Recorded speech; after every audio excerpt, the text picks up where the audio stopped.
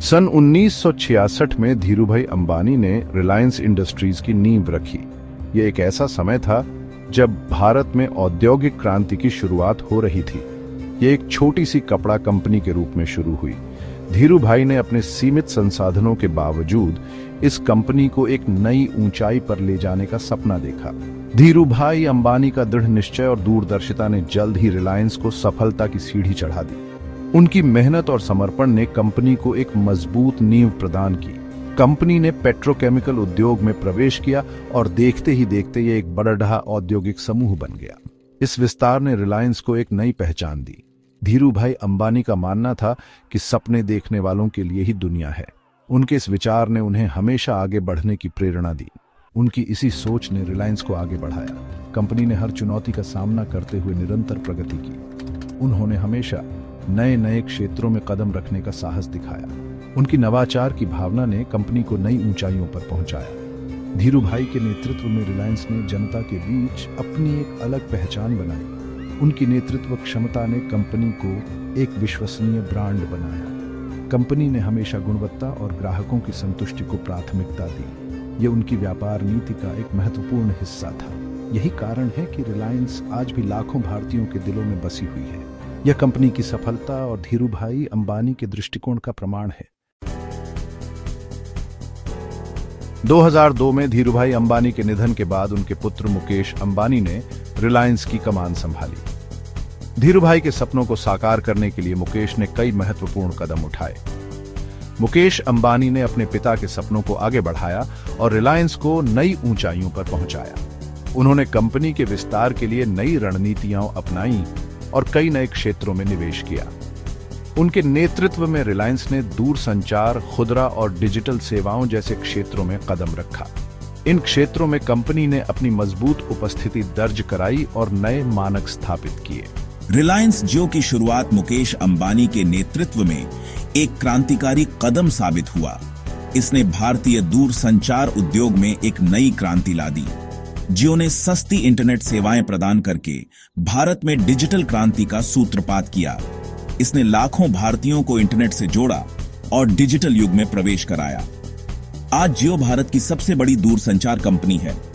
इसके लाखों ग्राहक हैं और यह लगातार नई सेवाएं और उत्पाद पेश कर रही है। रिलायंस रिटेल के जरिए कंपनी ने खुदरा क्षेत्र में भी अपनी धाक जमाई। इसने ग्राहकों को बेहतर सेवाएं और उत्पाद प्रदान किए। देश भर में फैले हजारों स्टोर्स के साथ रिलायंस रिटेल भारतीय खुदरा बाजार में एक बड़ी ताकत बनकर उभरा है। इसने खुदरा क्षेत्र में नए मानक स्थापित किए हैं। नवाचार और विस्तार के इस युग में रिलायंस ने एक वैश्विक कंपनी का रूप धारण कर लिया है। यह अब अंतर्राष्ट्रीय बाजारों में भी अपनी पहचान बना रही है और लगातार आगे बढ़ रही है। रिलायंस ने हमेशा से खुद को एक ऐसी कंपनी के रूप में स्थापित किया है जो राष्ट्र निर्माण में विश्वास रखती है। कंपनी ने शिक्षा, स्वास्थ्य, ग्रामीण विकास और आपदा राहत जैसे क्षेत्रों में महत्वपूर्ण योगदान दिया है। रिलायंस फाउंडेशन कंपनी की सामाजिक पहल देश भर में विभिन्न सामाजिक कार्यक्रमों का संचालन करती है। फाउंडेशन का उद्देश्य समाज के वंचित वर्गों को सशक्त बनाना है। रिलायंस ने मेक इन इंडिया पहल को भी अपना समर्थन दिया है। कंपनी ने देश में रोजगार सृजन और आर्थिक विकास को बढ़ावा देने के लिए अरबों डॉलर का निवेश किया है। राष्ट्र निर्माण के प्रति अपनी प्रतिबद्धता के कारण रिलायंस आज भारत के सबसे भरोसेमंद ब्रांड्स में से एक है। सेक्शन 4 उपलब्धियां, आलोचनाएं और प्रतिस्पर्धा।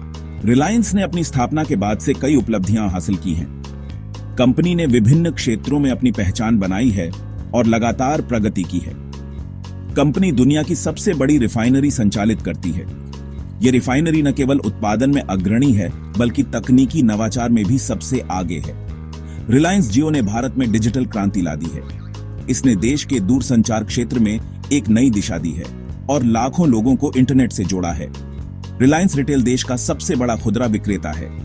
इसके स्टोर्स ने शॉपिंग के अनुभव को पूरी तरह से बदल दिया है और ग्राहकों को बेहतर सेवाएं प्रदान की हैं। हालांकि रिलायंस को अपनी सफलता के लिए कुछ आलोचनाओं का सामना भी करना पड़ा है। कई बार कंपनी की नीतियों और कार्यप्रणाली पर सवाल उठाए गए हैं। कुछ लोगों का मानना है कि कंपनी को सरकार से अनुचित लाभ मिला है। इसके चलते कंपनी पर पक्षपात का आरोप भी लगाया गया है। कंपनी पर पर्यावरण को नुकसान पहुंचाने के भी आरोप लगे हैं। इसके उद्योगों से निकलने वाले प्रदूषण ने कई बार विवाद खड़े किए हैं। रिलायंस को विभिन्न क्षेत्रों में कड़ी प्रतिस्पर्धा का सामना करना पड़ता है। यह प्रतिस्पर्धा कंपनी को लगातार बेहतर बनने के लिए प्रेरित करती है। तेल और गैस क्षेत्र में इसका मुकाबला ओएनजीसी और आईओसी जैसी सरकारी कंपनियों से है। ये कंपनियां भी अपने क्षेत्र में मजबूत स्थिति रखती हैं। दूरसंचार क्षेत्र में इसका मुकाबला एयरटेल और वोडाफोन आइडिया जैसी कंपनियों से है। ये कंपनियां भी अपने ग्राहकों को बेहतर सेवाएं देने के लिए प्रयासरत हैं।